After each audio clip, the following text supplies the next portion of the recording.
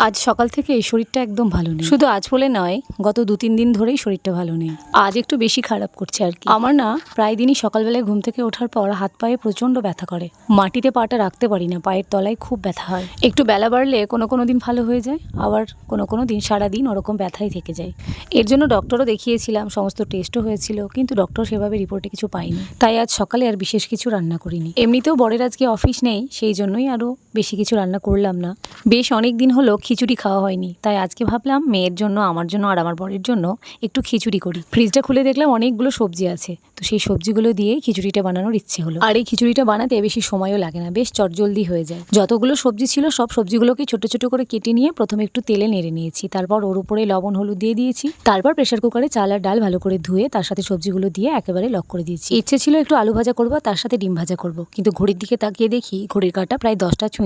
খাবার সময় হয়ে গেছে, তাই জন্য আলু ভাজা না করে ভাবলাম ডিম 3টের ভুজিয়া করে নিই। ডিমের ভুজিয়া দিয়ে খিচুড়ি খেতে আমার বেশ ভালো লাগে।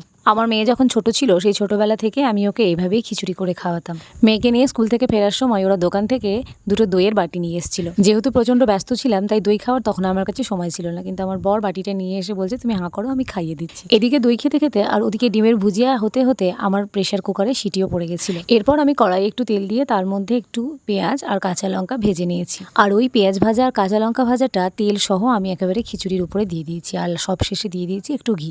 না কোনো মশলা দিতে হলো, না অন্য কিছু দিতে হলো। আর আমার মেয়ে যেহেতু খায়, সেই জন্য আমি ঝালটা খুব বেশি দিতে পারি না, 2-3টা কাঁচা লঙ্কা চিড়ে ফেলে দিয়েছি। হাতে কম সময় থাকলে তোমরাও মাঝে মাঝে এই খিচুড়িটা ট্রাই করতে পারো, বাচ্চা বড় সকলেরই খুব ভালো লাগবে।